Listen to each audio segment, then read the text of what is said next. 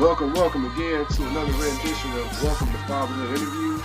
My name is Sir Royce Briales, and I'm with my prestigious co-host, Dr. Raheem Young. How's it going, my brother? Everything's well, man. Everything's on your end. Yeah, same here, man. All is well, man. I'm also pleased to announce we have a special guest, Darrin Gray. How is it going? You know, it's going really well. Right here in Indianapolis, just a little south of you guys in Chicago. Nice. So, Darrin, tell us a little bit about yourself. What do you do for a living or for a purpose? And also, how many kids you got and what are their ages? And so, gang, I grew up in the media business, and in the late 2000s, or excuse me, the early 2000s, I had a introduction to a man by the name of Tony Dungy. Some of you might know who Tony is. He's now on NBC and popular head coach. I think he beat the Bears. He may not have been his friend way back in the day in February 4th of 2007, but what a great man he is. And he and I began working together at a strategy called Family First and All Pro Dad to build a national fatherhood program with the help of Mark Merrill and Clyde Christensen and a whole host of other people.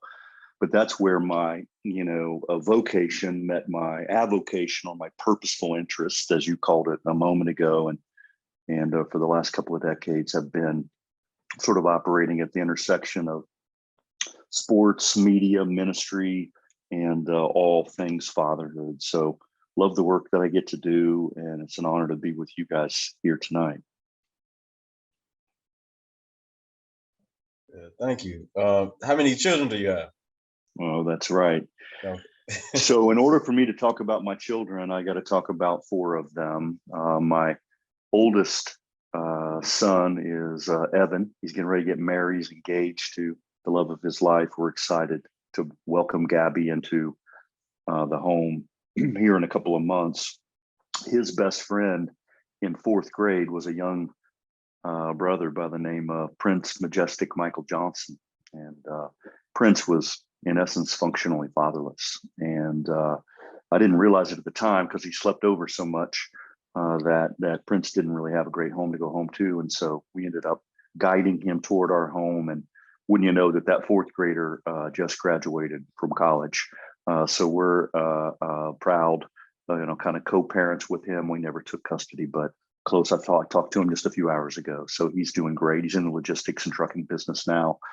My daughter is a senior at IU. That's Shelby Noel, and my Christmas baby. And, she's just excellent at all the things she does, getting ready to go into media and communications down there. And then my youngest son, Zachary, he's at work right now, but he's 19 and he's just back from an off-grid, free-range organic goat farm in New Mexico. Can't make that up. But in the pandemic, right after graduating high school, he wanted to do something to learn a trade or a skill and do something unorthodox. And that's what we ended up dreaming up through a strategy called Workaway. And he got to go spend almost 100 days in the mountains of New Mexico learning, the old ways, how to raise goats and slaughter them and make a living around them. So it's pretty neat. So he's home now. And those are my four. And it's an honor to be a father along with my wife, Leslie, who's in the other room now. And we'll be married 29 years here this fall. Oh, that's awesome. Congratulations on the upcoming anniversary. Yeah, we're grateful. We met when she was 12 and I was 15. Crazy story. I had ridden my bicycle from Indianapolis, in essence, to Miami Beach, Florida at 15 with a group. It was a way to test myself and challenge myself. And it was amazing. But while we were there was a international church convention that was going on. And that's what we were pedaling toward. And she was down there as really not even supposed to be there because she wasn't even a teenager yet. But she was there with her older sisters who were in the youth group. And we ended up meeting and dated off and on for many years and ended up almost 29 years ago making her my wife. So best decision I've ever made, short of my relationship with Jesus. And I'm grateful for the life that I have here in Indianapolis and the family that's at the center of my life. That's an incredible story, man. So how long did it take you to ride your bike Thinking the same Yeah, question. Yeah. yeah. It was in essence 9 riding days, so it's 1,100 miles from end to end, and we did that in 9 riding days. So do the math. There was a couple of days that were like 130, 540 miles. You know, as a 15-year-old, it was certainly the biggest test that I'd ever encountered. But gang, I trained 3,000 miles to ride that 1,000 miles. So it wasn't an accident, right? Opportunity favors the prepared mind and body. And so I put the effort into it, and God had made a way. And I was the youngest person. There might have been a couple of other 15-year-olds, but you know, most of the people were 18 and 20, and so it's just sort of par for my life of trying to be excellent and do amazing things. And I've got to do some really interesting things, gang. I was at the Berlin Wall when it came down years ago, and that was a remarkable place to be. And I've traveled to 48 of the contiguous United States. I've not been to Alaska and Hawaii, but you know, I've traveled a good bit. And then overseas, I've got to do missions trips and work with disadvantaged populations in Ghana and Mexico and so many places. Rwanda, God makes a way, and I try to come up for the call when it comes my way. Talk about your experience as a dad. So, what have you learned from about yourself since becoming a dad? Learned that I don't know it all. It's interesting. You know, my daughter is a perfectionist, and I never taught her that in a specific way, but I think that she's taken on some of that hardworking ethic. Never had a B in her life, not from elementary school all the way to college. She's a senior now at Indiana University, and I think I've learned like I may have had some role in that. It's like obviously she's her own woman, she makes her own choices, and I love the idea of getting all A's, but that expectation on a young person can be tough. So I've learned that I need to give my kids grace, and I want grace from them. Far from a perfect father, but I love my family and just want to be present for them, and so just try to make them the priority, but be humble. I think it's I say it this way, it's kind of the superpower of humility and strong confidence in the Lord. And kind of I hear you talking about superpowers sometimes in some of your podcast work and the like, and it sort of is that. It's like I try to have those two things together. I don't always do it well, but hopefully day by day I can give my family the grace relations that they deserve, and try to be the kind of dad that I'm called to be. Can you talk about your experience? I guess the decision process and adopting your son was Prince Majestic Michael Johnson. Nailed it. Well done. Perfect. That's a good name. So can you talk about that experience a little bit? Well, I can. I'd love to. Probably the thing I want to talk about most, because I love that young man. So, early on, he just was staying over a lot. And guys, I always wanted my house to kind of be the house where the kids felt comfortable bringing their friends to spend the night. But kind of like in kind of sleepover culture, it's like after somebody sleeps over at your house a few times, like sometimes there's a reciprocal ask or an invitation, and your kids go sleep over with them. Well, that invite never came, and it also, I got some clues. I'm not too bright sometimes, guys, but I got some clues. Like he would say, "Hey, my mom's at Walmart. My mom's at Old Country Buffet. My mom's at," when I would go to drop him off. And I love his mom. I know her. She's awesome. I've been around her hundreds of times now.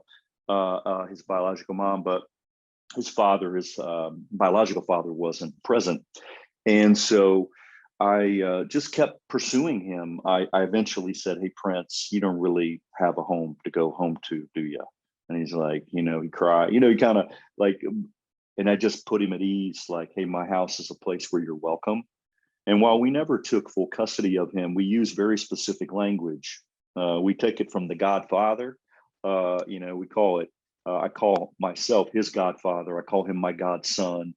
And then he calls me Pops. So we created some language that supported, like, that's what I really am. I'm his spiritual father. I was close to him. He was a great athlete. It wasn't exactly a blindside story. He did go play college football, and it was awesome. Didn't go beyond that, but he's gone beyond that in that he's working in a trucking and logistics company now, and he's doing great. And I'm excited for him. And I when I talked to him today, what we were talking about was I'm producing a big event at the Pro Football Hall of Fame coming up here in a couple of weeks, called the Fatherhood Festival, and doing that with Mike Singletary, one of your Bears' very own Hall of Famers, and Anthony Munoz and others. But the point of that, I was making arrangements. Hey, when are you going to be able to come over? What's the best way? Should you ride with me? Should you ride separately? Bring my other son. Hey, ride with my dad. Like, it was all kind of possibilities that we were coming up with. And at the end of it, I'm like, man, how are you really doing? How's it going? Because he had a tough situation with his girlfriend, Alyssa. And so, whatever, just listening. That's my job, being present, finding ways to care for his deeper needs, and then to encourage him. Over the weekend, I went to breakfast with a good friend of mine that works in packaged goods industries. I get to do some things that some pretty, from a worldly perspective, big brands support some of the things that I do. And so I was with a guy, and I said, you know what, would you be willing to talk to Prince and coach him and mentor him around the packaged goods industry? Because every case of packaged goods has to be delivered somewhere, and that takes trucking and logistics. So would you be willing to coach him?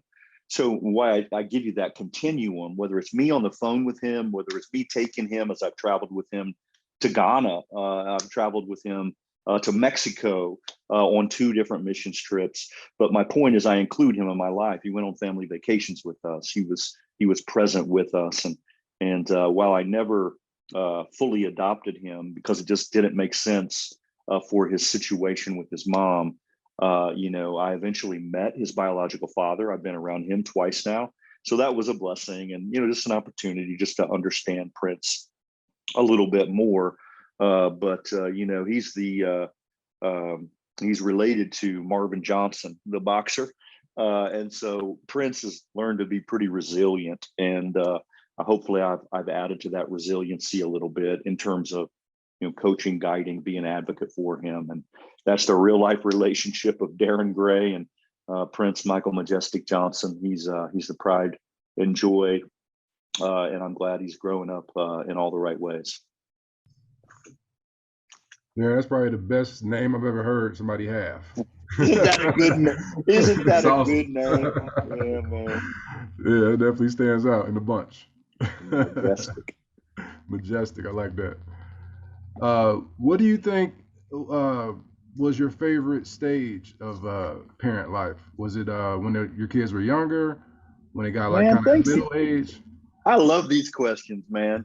It gives me a chance to talk about things that people don't ask about too much. Yeah. You know what? I'm pretty sad. Like, I could start crying if I started thinking about this one too much, guys. And, my point is, I liked it when they were on the floor, when I could get down there with them, and I've got pictures on my phone of me holding a little one. Obviously, it's like pictures of pictures, because I'm an old guy, right? I'm 55 now. I turned 55 on May 5th, Cinco de Mayo. I'll tell you a story about that in a minute, but a good one.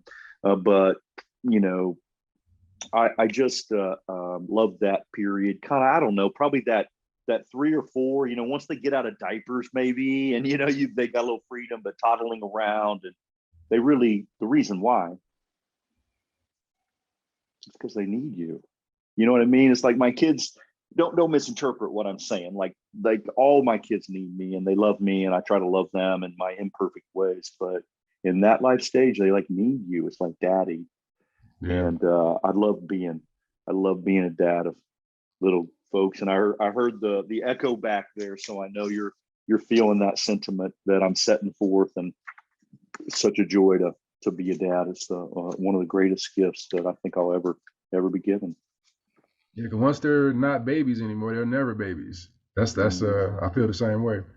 Like my youngest is should be 5 in July, so she's out of that phase, and it's pulling at my heartstrings, you know.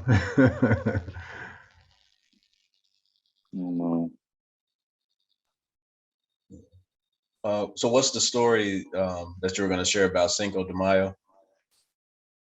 So I told you guys a minute ago that I was producing this festival. So it's called the Fatherhood Festival. So fatherhoodfestival.com. It's a big deal. You guys are welcome to come. Like literally, you can come and podcast live from there if you want to at the Pro Football Hall of Fame. It's Father's Day weekend. But the story is, it's like, what do you get somebody that really, doesn't need anything? God has met our needs as missionaries for Athletes in Action and for the work that we do in and around the fatherhood ecosystem. And for my 55th birthday, I'm like, you know what I really want? I want a long conversation with Tony Dungy around a particular topic. And I've talked to him countless times, but I'm like, Tony, or I texted him like, hey, for my birthday, this is what I want. Like, spend some time. And I want to ask you deep questions about the Pro Football Hall of Fame, specifically about the true good guys, the men of faith and honor. And so I don't know you guys' faith perspective, and it's all good because I want to be, loving of people of all nationalities and all faiths.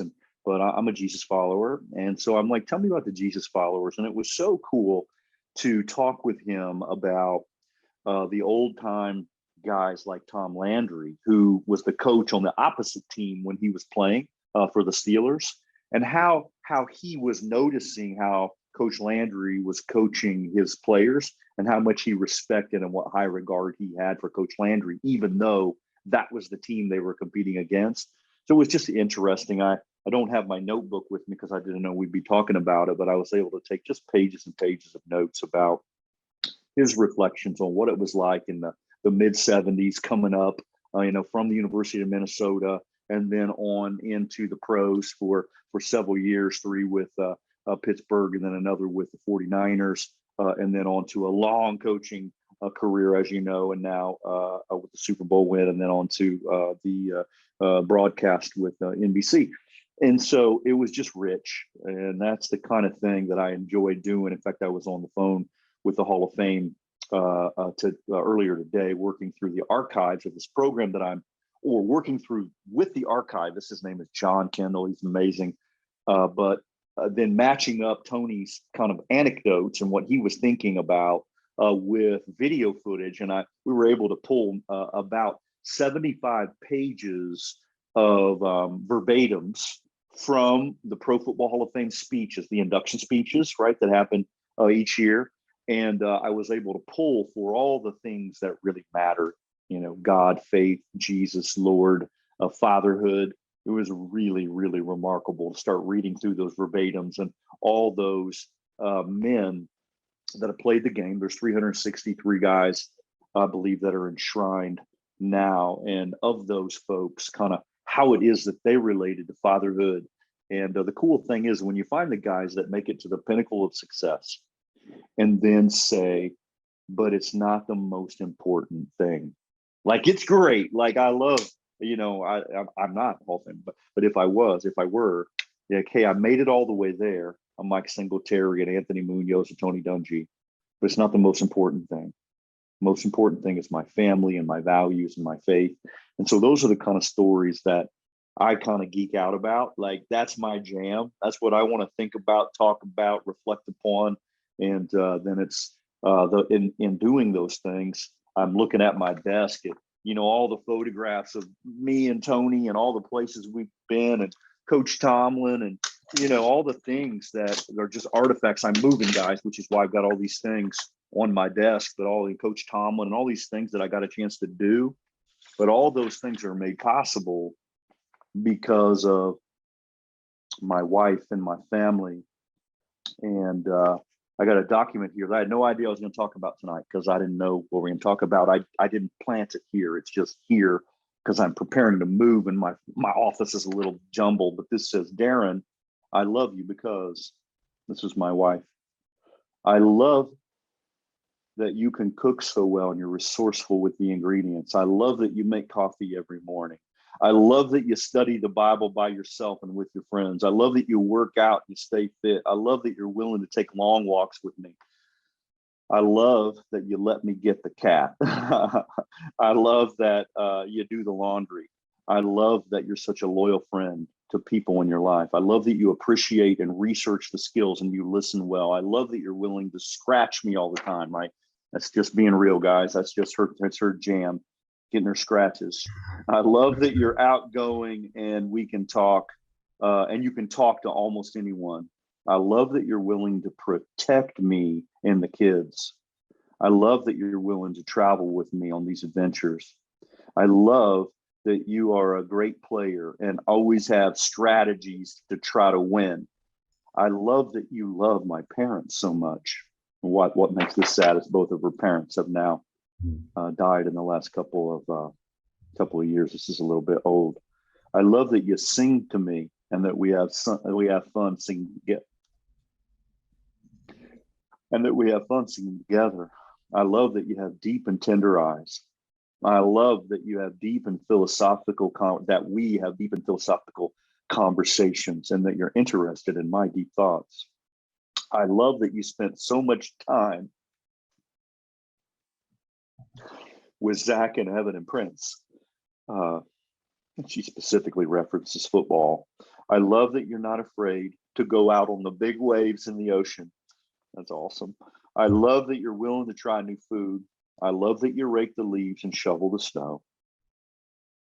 I love it when you smile big and the little creases that come about in your eyes. I love to hear you laugh. I mean, really laugh hard. And I love it when you make me laugh and all our silly stuff.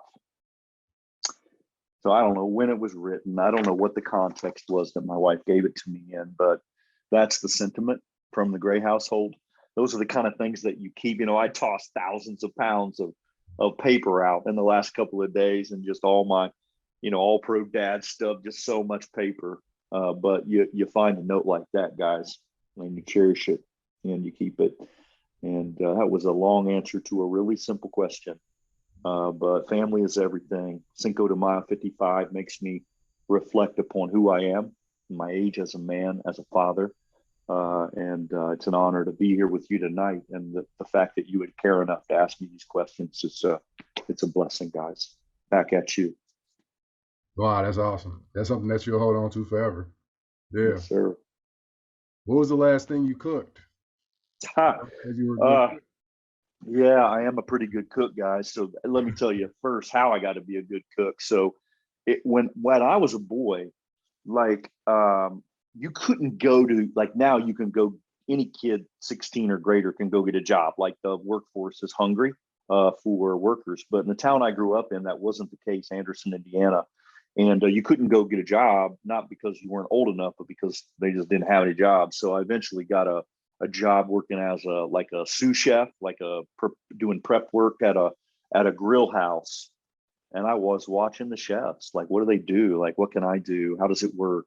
When to do this, when to do that. And so I just began kind of a love affair with, being a cook and taking the time. But I don't cook by recipes. I cook by feel. I cook by smell. I cook by taste. My wife, on the other hand, she cooks by recipes. So I might drive her a little crazy sometimes because I can kind of put it together. But let me think about the last meal. It was probably, it's been, I made, gourmet sandwiches and did a few things this week. But, just steak dinners, good rib roast and, getting that cooked just right, along with some Brussels sprouts that we bake. That's probably the last one that I put together. So what tips would you give to a dad cook that might be listening? Dad home cooks. Yeah, great ingredients and a little grace. Yeah. In other words, just what do you cook? What you like what you enjoy. And, always start with a staple, something that's hearty, that's for me, the way I do it. And once I pick the meat, then I organize around that meat dish to try to balance it out with, 2 or 3 things which will bring joy and balance together. And that's kind of how I think about it, and slow it down and go get great ingredients. And, it doesn't have to be the best of the best. Like I know how to shop for meat. And so, just slow it down, enjoy the process. Don't get ahead of it. How about you guys? You like to cook? Yeah, oh yeah, I cook. I dabble a little bit. Yeah, I want to get into cooking more. My dad actually got me into cooking. He used to cook all the time. He'd be up 2, 3 o'clock in the morning, just cooking like a big pot of like beans, like just Oh, ham hocks and all kind of stuff. And he'd be up all night cooking. The whole house would be smelling good. that's Yeah, great. I cook as well. I guess growing up, I learned how to cook out of necessity. My mother wasn't really the best cook. So in order to improve my meal choices, I started to cook myself. So, Yeah, why that's how I not? learned. Yeah, I just actually was over his house for a barbecue for Memorial Day. Okay. Yeah. Doing well. Thank you. Fourth of Thank you. I July. Fourth of appreciate you. July is coming. Fourth of Oh July yeah, is coming. oh yeah. All right. So, Darrin, can you talk about your relationship with your dad and how it was growing up? A little bit of your background. Well, I can, and I need to work this one in reverse too. My mom just died about Sorry to hear that. little over a year ago in the pandemic. It was a really tragic thing. Dying of COVID is a tough way to go because it choked the lungs. She couldn't breathe, and ended up getting hospitalized. And you don't come once you're intubated. It's likelihood of coming back is not great. So I went down and stayed with my dad for the week preceding that, and then several weeks into that. And my brothers and sisters were very involved. I have one brother and one sister, and we all sort of, just went down. But it was at our own peril too, right? Because mom had COVID, which means dad had COVID, which means that we got an opportunity to go get COVID. We might get it if we went down. And so there was just a whole kind of a, the calculus of all that. When will we go? How long will we stay? How do we care for dad? He couldn't drive. He got really sick, but he took a special treatment that they gave him at the hospital, and he recovered. And mom chose not to take that treatment, and she didn't. And I'm not judging any decisions that might have been made by mom, but it took her life ultimately. And so that leaves dad alone.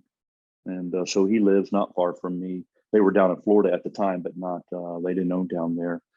And so, we had to just care for him and get him home.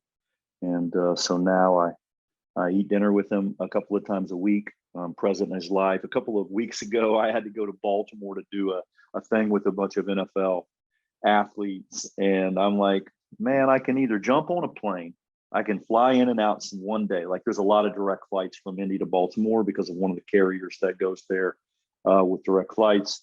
I'm like, I can get in and out. I can go do what I need to do, or I can call dad and I can say, hey, I need to go to Baltimore. You want to come? And I will jump in a car and we'll go make a 3-day thing of it. And we'll go see the country a little bit and travel. Cause that's one of his great things. He and mom used to travel a lot. And that's what I did. But it happened to be on the literal anniversary of the grim anniversary of mom's death. This is just a few weeks ago. And what do you do on that grim anniversary? What do you do to honor that person? But also it's like, I guess you could celebrate, but I just didn't feel authentic. It was so hard. And what we did, guys, is we went to Gettysburg. And on the way home from Baltimore, it was a little out of the way, but I'm so glad we did, because we had been there about 45 years before when I was a young boy, and standing up on the top of this place where this battle, right, had happened in little there at Gettysburg. It just sort of brought back memories. We shed some tears. We connected. We had fun. We went and enjoyed that experience because we're both sort of historic buffs and like that. But that's what we did. So that's dad. He's struggling a little bit as mom, continues to be a heavy loss, but he's getting better, and we're finding a way. He's getting stronger. But going all the way back, which was sort of the family of origin work, which I've done a lot of study and work around. Dad was less outgoing than Mom, but Dad was a really good basketball player. So Dad's centerpiece of the family was, because he had the keys to the gymnasium at the church. He was the church treasurer too, sort of introverted, but basketball was his love. And so my brother, who was better than I, my brother-in-law, who was better than I, and my dad, who was better than I, and myself, I was okay, ended up playing tens of thousands of hours of basketball and organizing games. And that's really what happened at the Gray household. That was the game that we played. And so a story that you'll appreciate, I was one cut off of making my senior high team in high school, which is sort of embarrassing to say, but truth of the matter, Anderson, Indiana basketball is pretty, it's like playing in Gary, it's like if you make it there, you can make it anywhere. And a high level high school basketball. So I didn't make my team, but Dad goes, well, why don't you go play on the other side of town? Like there's other gymnasiums, there's other places to play. And guys, in part, one of the things that brings us together tonight is, I went and played on the West Side at the Wilson's Boys Club. I played for a man named Lavelle Wilkerson, and Lavelle's team was me and 14 black boys. And for 2 seasons, I was far more than a token white guy, but I was the white guy on the team. There was one other guy that came in for part of one of those 2 seasons, but for all intents and purposes, when we would travel, it would just be me in that van all packed together. And don't tell anybody, but I learned to drink a Mickey, and I played a little bit of Tonk, and I got acculturated and began to understand, a little bit about what it was like to be around people that maybe were a little different, but were so much similar. And so I just learned like how to relate to young black men, now old black men, and I'm not calling you old, older black men, and I learned that, and that has really helped me to be able to communicate well in the job I do now, right, in the fatherhood space, as well as in all the pro sports spaces that are in the pro sports overrepresents black. And so I'm right at home, and I love basketball and what it did for me. And another fun story that I got on my desk, you guys remember Mark Jackson? Yeah. Oh yeah. Right, played for the Knicks and then came over to the Pacers and kind of finished out his career. He was a great one. But I remember he was playing at Lifetime Fitness one day when I was upstairs working out, and I saw him down there, and I'm like, man, I'm going to go down and see what he's doing. And so he was shooting 3-pointers and long range shots. And I went up, I'm like, hey, Mark, like, you know who it was, right? Hey, Mark, you need somebody to rebound for you? And, like, how can I be of service? And he's like, sure. So, I made him a little more efficient. I gave him myself. I took a little time, but within, I don't know, if it was 10 minutes or 20 minutes, he's like, hey, man, you play? And when that you play came about, that was my special moment to have a one-on-one ball game with Mark Jackson.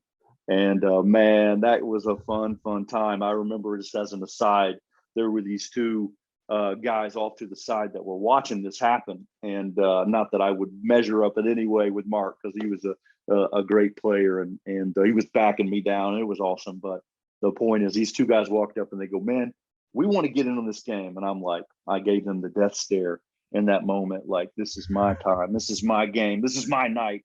Get off. And so anyway, that's a fun memory that I have. And it's just all connected with just love being with people of diverse cultures, and finding ways to really celebrate our differences, finding unity by celebrating differences. That's kind of how I think about it, guys. What's one of the characteristics you took from your dad? Dad loved the Lord. And, he wasn't a vocal man. He didn't pray at every meal the way I do. He does his spiritual head of household stuff differently, but his calm presence was, I'm always going to be there. And so he was always over prepared. But, you know, I just think of it, even this last trip, we were on a trip and I needed a pair of clippers or a Band-Aid or something obscure. And he's like, oh yeah, I got that. Oh, I know what it was. I got a splinter. And like, who carries tweezers in their pocket? So he had this like tactical knife that he pulled out the set of tweezers. I'm like, what are you talking about? And it fixed my problem. But the point is, he was prepared. So what did we talk about in the first couple of minutes of the day? Opportunity favoring the prepared mind, about how I rode 3,000 miles in order to do 1,000. That's what my dad taught me. It's okay to be prepared. It's okay to be thoughtful about about how you prepare for the things that matter most. So that's probably one of the biggest lessons Dad ever taught me. Mom was the outgoing one and the one that was, always out front and singing in the choir and all that. So I loved her too. I'm more like her from a personality perspective, but Dad's character traits around preparation were pretty powerful. With your you telling the story of you coming from a basketball family and being from Indiana. I have to ask you about Larry Bird. How did you all view Larry Bird? We loved him. I mean, I got to tell you, Sunday afternoons at 1:00, when we would go to church, Sunday school in the morning. We'd go to church. We'd go to Wendy's, and then we had to get home to watch the Lakers and the Celtics play. And so that was my era, maybe a little before you guys, but we loved Larry. We thought he was amazing. But man, I could also tell you it was McHale and Parrish and all the other guys, ML Carr, all the other players that were on that Boston team, what they meant, how they played together. DJ, I wanted to be DJ. Like I wanted to be a black man. It was awesome because he played the way that I wanted to play at the point and kind of find a way to distribute the ball, and a pass was always more important. But all that is possible. I mean, Larry was great, but Larry wouldn't have been as great if he didn't have the other players. And so I went and studied Kevin McHale's numbers. And man, if he didn't have Kevin McHale on that team, I think he could have done it without Parrish. But McHale, I believe, was that dual threat that then opened up the middle enough that Larry could really do what he needed to do. We loved him. But man, I love that era of ball all around. Kareem Abdul-Jabbar and all the other players of that era. How about you guys? Do you guys like that era? So yeah, we're 80s babies. So yeah, that era I didn't see as much. I saw like a lot of highlights, but yeah. But my really first memories were like the 91 championship for the Bulls, that first one. My family's all around the TV screaming and yelling. I went outside to play. I hear them screaming and yelling some more. So I'm like, hey, what's going on inside? Let me go see what's going on. And I kind of got immersed in it, in the passion that my family had for the Bulls. And we used to have pizza nights, just watching basketball all the time, and we really got real close as a family. Right, Chicago. It's like, if it wasn't a religion, it certainly was a centerpiece and a reason to come together and to believe and belong around that central idea that the Bulls were going to compete and play hard and win. But you guys had a really good run, didn't you? Oh yeah. Remember going downtown, honking our horns, going crazy. We had some good times with the Bulls, man. Not so much lately, but hopefully we get back to that. Yeah, they'll get back. So you talked about growing up with a basketball family, then, but most of your professional stuff is mainly around football. How did you get into in the football world? Yep. So I grew up in the media business back in the day when they used to throw something in your dad's front yard and he probably used to read it and call it a newspaper. He was looking at the sports scores.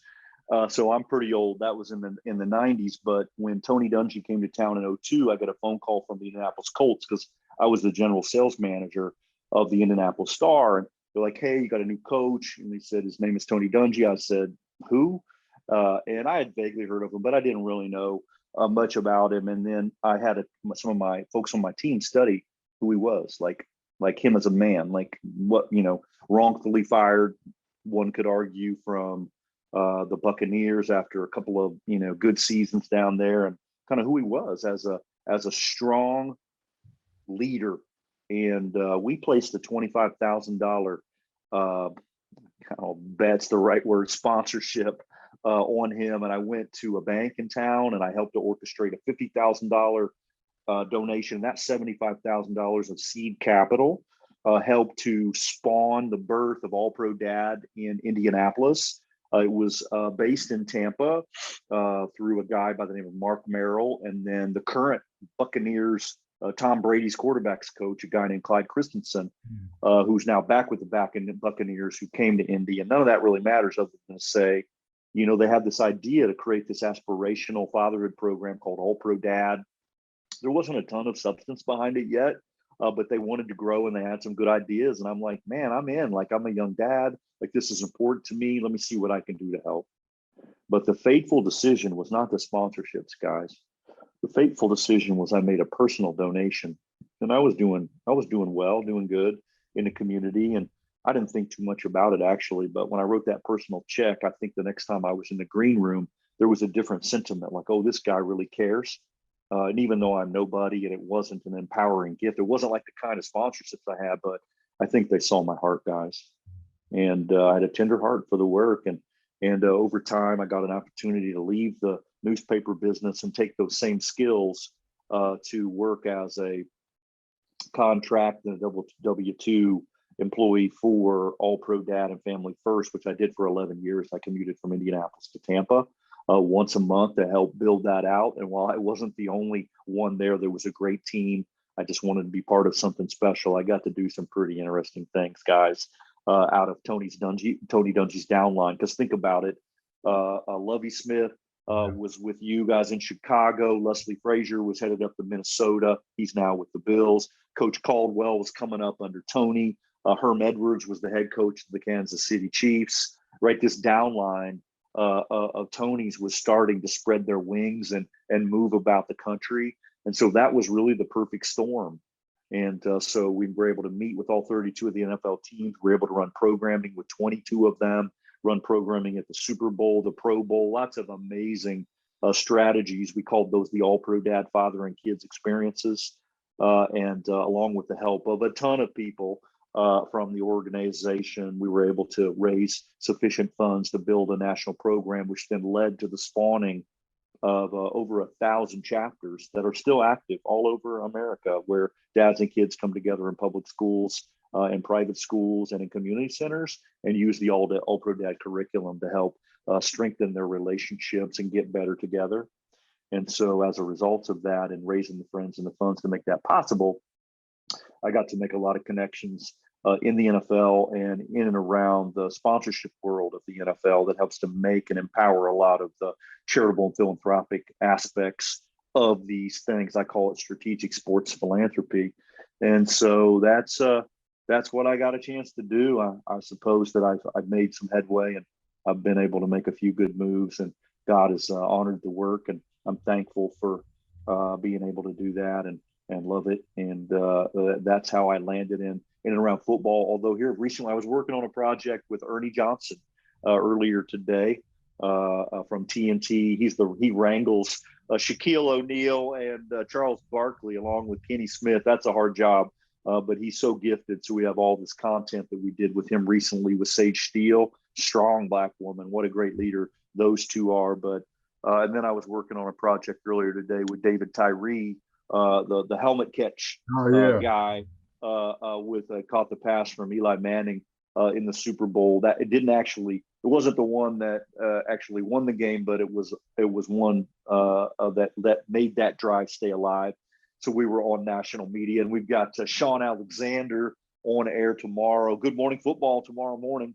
If any of you want to tune in, we'll be on with Sean. I don't know if you remember him, but he was on the cover of Madden in I think 06.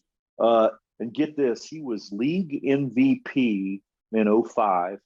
He broke the all-time touchdown record, 28 touchdowns in a season. And Sean is just a close friend and somebody that we do a lot of missional work with. And so love him. love the work we do, but that's indicative of all these leaders that God then allows me to help, steward their philanthropy, their strategic sports philanthropy programming. And a lot of that work is done through the Ministry of Athletes in Action. And love the work that I do along with other fatherhood organizations, in this case, through the Fatherhood Festival. We're doing at the Pro Football Hall of Fame Father's Day weekend. You can learn more at fatherhoodfestival.com, just to plug in and get connected to what we're doing. Wow, that's powerful. One check led to all that. One little baby check. Yeah. But it was personal. You know what? I think that metaphor extends. Are you with me? Like from a fatherhood, do you make it personal? Is this real? And we'll make it personal. Kids matter, families matter, you guys matter, your work matters. Like what you're doing, not because I'm with you today, like I'm the least of these, but how it is that you step up for things that are right, good, and true, like the nobility of being a great father. And I think in some ways, Chuck Noll, the former head coach of the now deceased of Tony for the Pittsburgh Steelers, said it this way. He said, champions aren't champions because they do extraordinary things. They're champions because they're willing to do the ordinary things better than anyone else. And for me, that's the fatherhood mantra for me, not for everybody. Like I want to create extraordinary moments and experiences for my kids. I really do. And if I'm serious, I enjoy it too. But I want to do those ordinary things. I want to make the extra phone call. I want to make sure the kids are good. I want to get them to the extent that I can in a good place so that they can live forward that legacy of the Gray family. And not because of my ego, but because it allows them to go farther, right? The kingdom of we rather than the kingdom of me. Set aside my selfish desires and try to be the father that I know I'm called to be. And it's an honor to be a dad to these great kids and to be with other guys like you that I know are good dads too, and trying to make a difference in the world in this field. Yeah, thank you. You're welcome. I guess like throughout while you were talking, the question that stood out in my head is like throughout all your journeys and everything, and like interactions with all these different people, who do you feel was like the most interesting, or who was like someone who dropped right there, baby? Coach Tomlin. No, that's Coach Tomlin. So okay. Coach, Okay. the Pittsburgh Steelers head coach. In my favorite, I just loved being around him. Ran a bunch of events with him. Got to be kind of part, but the way it is that he coaches up his players with enthusiasm, heart, belief, like I believe in you, I love you, and how it is that he talked to people, and he didn't have a good biological dad. He had a stepdad that leaned in, and so just the authenticity of his story and how it is that he would bring his kids to the programming that we would do, and he is really smart, like super smart. So not that I'm not, but I love being around guys that can remember the talking points, or literally can be on message, right? allprodad.com, right? They know how to make sure to move a brand, because we were trying to do something in Pittsburgh and we were investing a lot of energy there. And I'd say that is one of my favorite guys. But guys, I've got a chance to travel to Israel with dozens and dozens of NFL players, coaches, and alumni. Coach Caldwell, I count as a great friend. He is just a man of honor and hope. I was just with Big Gerald McCoy. He told me he was 300 pounds while we were over there, but he wasn't. I think he was about 320, 330. He's a big man. He was with Vegas last year. Hopefully he'll go on to be a Pro Football Hall of Famer. But man, love being in and around these guys and just knowing them. But I would say if you boiled it down to a player side, the player that I just really, truly love is a man by the name of Warwick Dunn. And you guys may not remember Warwick. He played for Bobby Bowden down at FSU and then went on to have a good career with the Tampa Bay Buccaneers and then the Atlanta Falcons. But guys, he's now a partial owner of the Atlanta Falcons. He loves people, but he's built almost 200 houses for single moms. Can you think about that? Like challenged families, he's found a way through his redevelopment group and through the work done charities to do some of the most remarkable things. So we were together. I mentioned early in the conversation, I was up in Chicago a couple of weeks ago for Coach Ditka's annual event, and we had made arrangements for Warwick to win and essentially a humanitarian award. And I just love being with Warwick. And so there's a player, Warwick, there's a coach, Coach Tomlin, and I would say those are two of my favorites from the journey. That's awesome. I remember watching football like in the 90s, and they would show like the cutaways, like the community work. And I remember seeing that on TV, working on building houses. I remember that. So he's still doing it. He's still doing it, guys. He's still doing it. He is remarkable. Yep, he's got a couple of kids now. He lives in Atlanta. I stayed at his house. I don't know, not too long. It was right before the pandemic started, but he's doing great, and somebody that you can believe in and count on. Real deal. Got his MBA. In fact, we were over in Israel doing some stuff, and while we were over there, he was like, "Man, I got to slip away tonight to do some MBA homework." Right? Just commitment. It's good, right? Preparation. I love it. Now, Darrin, there's a question that I already asked you. You gave me a real good answer. The question was, what does fatherhood mean to you? And I'll read your response. You gave me a Bible quote. It's Malachi 4:6. He will turn the hearts of the parents to their children and the hearts of the children to their parents, or else I will come and strike the land with total destruction. Yeah. That's powerful. And also, fathers are essential to America's future. And then also you mentioned your website, fatherhoodfestival.com. But speak to that Bible verse. Why did that stand out to you so much? Yeah, well, think about the last will and testament of someone. And the reason I say that is literally the last verse of the Old Testament. So the Judeo-Christian faith, the Old Testament, it ends with that verse, that one day there's going to come a prophet formed in the image of Elijah, which is going to turn the hearts of the fathers to their children and the hearts of the children to their fathers, or there will be destruction. There will be hell to pay.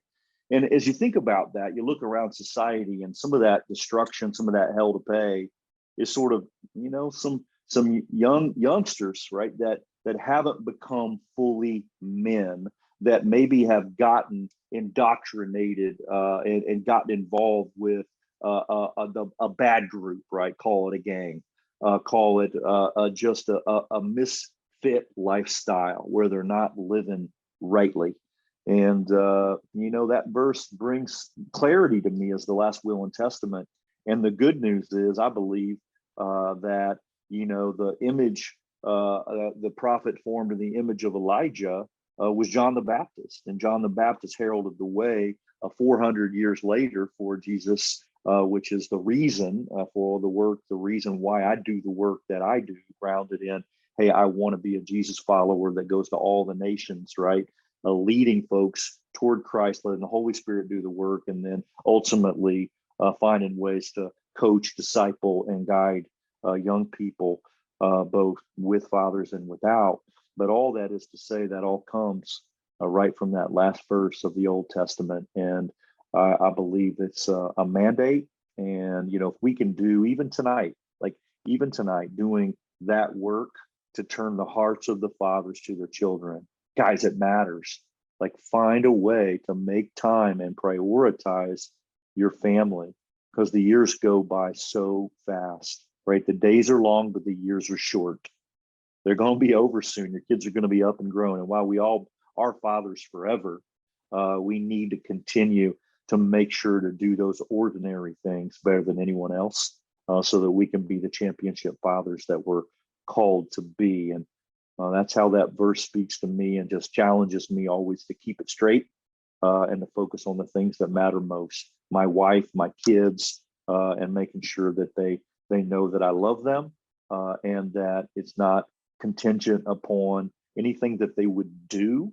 It's about who they are, their identity as a son of Darrin, and as a child, but also as children of God, which make them as worthy as ever. So that's a little bit of illumination from that little verse that really speaks to me from Malachi 4:6.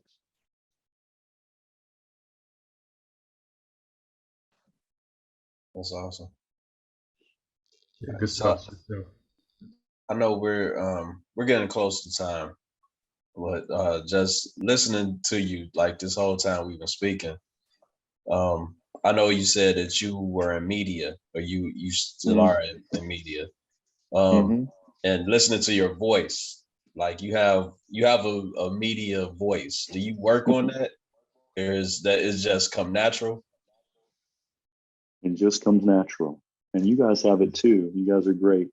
But yes, I've been blessed with some good chops to be able to speak and pace, and I practice too. So, Mm. it's a funny story. I was in college, and I knew I had to take a speech class to graduate with my degree in theology from Hanover College down in Southern Indiana. And a funny story is I ended up needing to take a couple of summer school classes because I wasn't a perfect student. And while I was doing that, I'm like, you know what? I'm going to take speech over the summer because I'm probably going to be in a really small class, and it's going to be better that way. I was in a really small class. In fact, I was in a singular class with the professor and me. And that professor poured in to me. He saw potential in me that I didn't see in myself. And he began to teach me proper speech construction, when to gesture, when to not, how to construct a thought, how to write.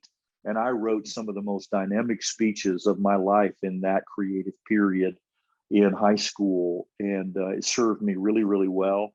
And then I went on to be an award-winning Toastmaster, and none of that really even matters other than to say, now, isn't it interesting that a good bit of my life, I do a lot of public things. And so a lot of that was forged by my running away from, in a way, like kind of like Jonah running away from the speech class, running away from Nineveh. And yet, while I was there, God caught me with the help of a great Christian mentor.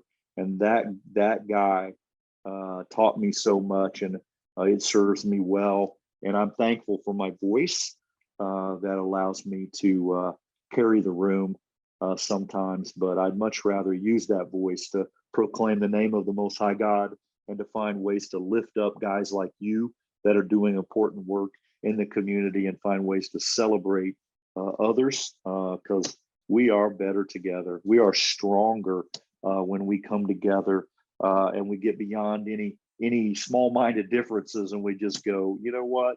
We can love each other in the midst of our differences. We can be together, and ultimately we can support each other even when times are tough. So I believe the best in our country.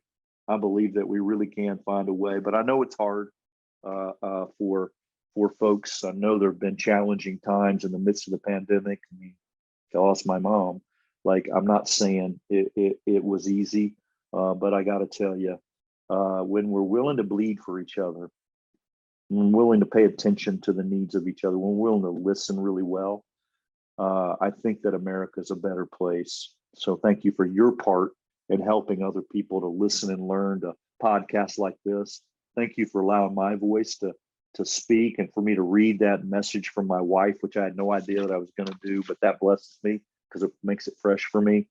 And I just pray a blessing over you guys and your ministry, what you're doing with your podcast, how it is that you're reaching people, no matter the faith, no matter the ethnicity, no matter the gender. Keep doing what you're doing. Keep reaching out and building a stronger America by building stronger fathers, stronger families, and ultimately helping us to be the men that we're called to be. Yeah, most definitely. We'll do for sure. My last question for you, Darrin, is if you had to give any advice to any dad that might be listening right now, what would that advice be? Slow down. Mm. Get down on the floor. pay attention. Goes so fast. And, it's not so much about what you are teaching, it's what they're getting in proximity to you. Are you physically present? Do you have the ministry of presence, the ministry of availability? Does it start inside your own family? And if you can honestly say that it does, then man, go change the world in the community, go change the world out there. But if you struggle, you don't have to be a big man on campus outside and forsake your own family. Just pay attention, lean in, and be present there first, and it will pay dividends. And that'd be my simple bit of advice. Easier said than done, but something that's super important. That's awesome. If we were playing Family Feud, the survey would say that would be the number one answer that we hear: be present. This is real important. Just sit down with your kids and really be immersed in what they're doing. I think that's it's vital, especially nowadays during these days and times that we're in. And how about you guys? How would you address that particular question? Maybe in an off, in another way. I would say find out what your kids like and then do it with them. So your kids like to build Legos, sit down with them and build Legos with them. If they like to draw rainbows or unicorns, look up videos on how to draw unicorns and sit down with them and draw with them. Like right on. I have a whole door filled with art that me and my kids made. And it makes me smile every time I walk past it. There's something that we created. It's a bond that we had while we were together. And just be immersed in your kids, not just put them to the side, not just give them a tablet or a phone and just walk away. Like just be with them. Like you said, be present. If I had to expound on that, that's what I would say. Yeah, for me, I would say just to be patient. Be patient with yourself. Like a lot of the men who we interview, they say there's no manual for this. There's no manual for being a dad. So allow yourself the room to make mistakes, and once you identify that they are mistakes, correct it and continue to be the best father that you can. So that would be my advice. You guys are awesome. You're teaching me. Love it. Yeah, this has been great, man. One of my favorites. Dr. Can we put this one in the Hall of Fame too? Oh yeah. Yeah, for sure. It's Hall of Fame. It's Hall of Fame. So Darrin, what was your jersey number when you're in your playing days? 12. 12. Okay, so jersey number 12. Try to get, if you could get that 12 and 12. But for me, because I was a tweener, about 6'1", and that in high school that's big enough, right? And but that's the number, man. If I never had to score that 24 points, but I always wanted to balance the team, whether it needed to be 12 rebounds or 12 assists based on the situation. Because I kind of played in a way like, I'm not saying I'm LeBron James, certainly not, but this idea of where you got the point forward, right? Where you've kind of got a new kind of guy distributing the ball and running it. So I was doing that a little bit from the 3, but I wanted to play the 1. Wasn't probably fast enough, but I love the game. How about you guys? So I was jersey number 35 when I played basketball, and also baseball too. Same number. You could fill it up, couldn't you? Yeah, man. Especially baseball, man. I got some nice home runs, man. I was talking to my mother the other day about a game. It was one game in particular. It was really cold outside. So it started out with her outside watching us, and then she had to go to the car. That's how cold it was. I struck out 3 times, the first 3 at bats, 3 strikeouts. She came back. Right. Nah, she still was in the car. The last at bat, home run. Got it real good, man. It felt good. When you hit the ball real good, have real good connection. Yes. Did it hurt your hands because of how cold it was? Is the question. No, it didn't. That's how good I hit it. I didn't get the sting at all. No sting. Yep. Perfect connect, right? Perfect connection, yeah. Oh, yeah. So, Darrin, my favorite number is 12. I was born on the 12th day of the 12th month. Okay. So, that would have been my number as well, number 12. There you go. The one. I Well, may find an old jersey downstairs when I'm cleaning things out. You never know. But those are glory days are long behind me. I'll close it out this way, guys. I tore my ACL. I have head trauma. I got a gash here. I detached retina. My front teeth are falling out.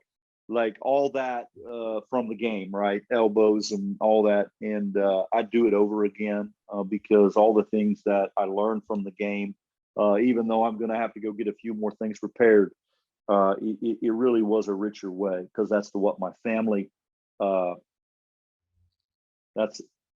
think I froze up there for a second, but that's what my family relied upon as a way to keep us all connected together. So we're still connected to this day. Brother-in-law, brother, father, and myself all have all those basketball memories in it. It's very good feeling, guys. Yeah. Well, again, Darrin, thanks again for taking the time out with us. Dr. Young, do you have anything else before we wrap it up? Yeah, I just want to thank you as well. It's been a pleasure. Well, guys, it's my pleasure. Right back at you, man. Package it up however you wish. Tag me on it. I'll share it out. This has been one of the fun ones.